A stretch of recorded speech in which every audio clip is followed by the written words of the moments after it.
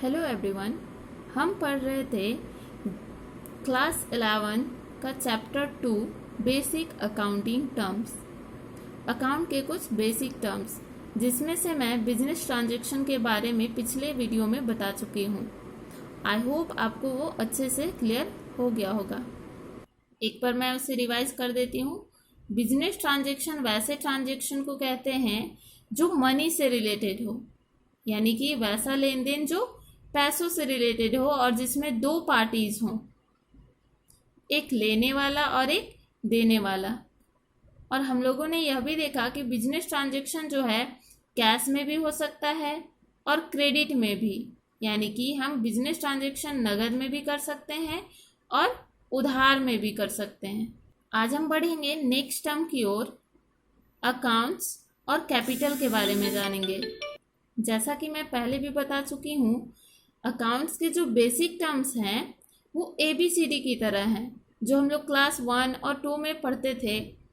ये सभी टर्म्स जो है वो अकाउंट की ABCD की तरह ही है, जो अकाउंट्स में हर जगह पे, हर एक चैप्टर पे यूज़ किए जाते हैं।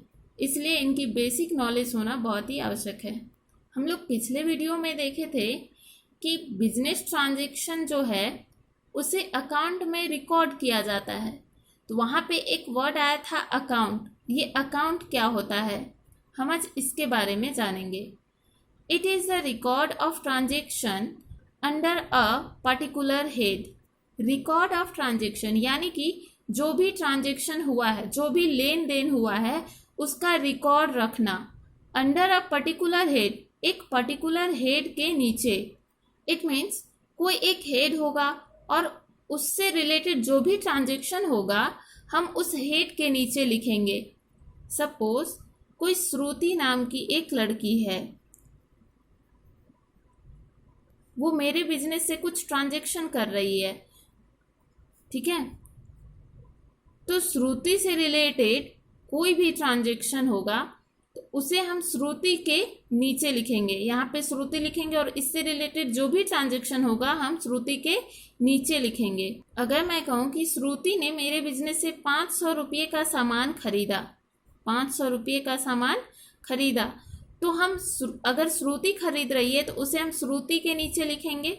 लेकिन अगर कोई दूसरा हेड है, मान लेते हैं कि राम, ठीक है, राम भी मेरे दुकान से 1000 रुपये का सामान खरीद के ले जा रहा है, तो जो राम ट्रांजैक्शन कर रहा है उसे हम राम के नीचे लिखेंगे और जो श्रुति ट्रांजैक्शन कर रही है उसे हम श्रुति के नीचे लिखेंगे। तो यहाँ पे ये जो हेड आया ये हो जाएगा अकाउंट, श्रुति का अकाउंट, राम का account. It not only shows the account of transactions but also shows effect and direction. यहाँ पर डच होगा, it does not only show the account of transaction. It means यह केवल ये नहीं शो करता है कि यहाँ पे कौन सा ट्रांजेक्शन हुआ, but also show the effect and direction. But और क्या शो करता है कि यह जो ट्रांजेक्शन हुआ है वह किस चीज़ का हुआ है, कैसे हुआ है। यहाँ पर हम केवल 500 रुपये या 1000 रुपये नहीं लिखेंगे, बल्कि इसके साथ साथ यह भी लिखेंगे कि ये पैसे कहाँ से आए, कैश में आए हैं या क्रेडिट में आए हैं।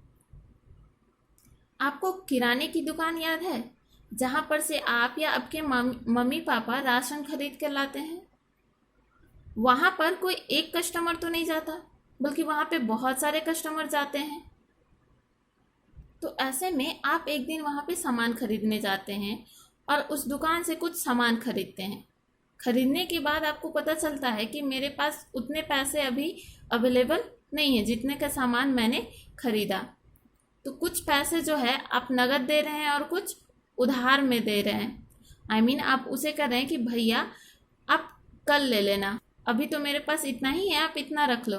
तो दुकानदार आपका नाम पूछता है कि तुम्हारा नाम क्या है, तो आप उसे कहते हैं कि आपने मुझे पहचाना नहीं, मेरे पापा अक्सर यहाँ से सामान खरीद के ले जाते हैं, राशन का सामान यहीं से हमारे घर में जाता है। तो वो दुकानदार फिर आपसे आपके पापा का नाम पूछता है।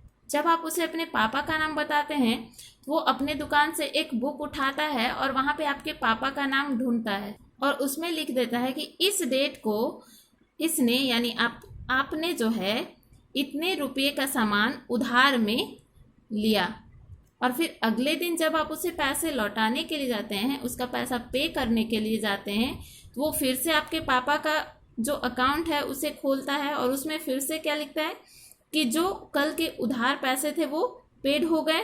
तो यहाँ पर हम क्या देख रहे हैं कि दुकानदार जो है हमारे घर से रिलेटेड जो भी ट्रांजैक्शन हो रहा है वो एक खाते में, यानी मेरे पापा के खाते में वो लिख रहा है। तो एक सिंपल लैंग्वेज में हम कह सकते हैं कि एक हेड के अंदर उससे रिलेटेड सारी चीज़ें, सारी ट्रांजैक्शन लिख देना, वो उसका अकाउंट कहलाता है। इसमें आप अमाउंट तो लिखते हैं, पर साथ ही साथ अमाउंट कहाँ से आया, कैसे आया, ये सारी चीज़ें भी इस अकाउंट में नोट किया जाता है। इसे हम एक प्रॉपर वे में लिख सकते हैं। जैसे यहाँ पे हम लिखें राम्स अकाउंट, और इसके नीचे हमने कॉलम बना दिए। एक कॉलम डेट का, यानी जिस डेट को वो ट्रांजैक्शन हुआ है वो डेट इसमें मेंशन करेंगे, और यहाँ पे हम सोर्स डाल देंगे, यानी कि जिस चीज़ का ट्रांजैक्शन हुआ है उस चीज़ को यहाँ पे हम लिखेंगे। फिर ट्रांजैक्शन कैश में हुआ है या क्रेडिट में हुआ है। इस तरह से हम किसी भी अकाउंट को एक प्रॉपर वे में लिख सकते हैं। अकाउंट्स के कुछ अलग अलग प्रकार भी होते हैं, उसे हम बाद में डिटेल्स में देखेंगे। आज केवल इसका छोटा सा इंट्रो था। आई होप आपको ये अच्छे से समझ में आ गया होगा। नेक्स्ट टर्म कैपिटल, जिसे मैं अगले क्लास में बताऊंगी। आज के लिए इतना ही। Thank you.